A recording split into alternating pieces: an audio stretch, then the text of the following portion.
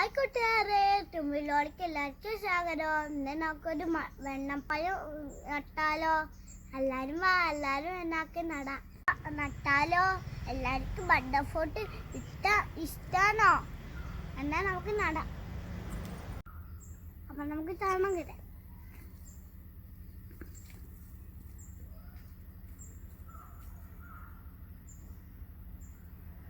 Butter fruit നിങ്ങൾക്ക് അറിയോ?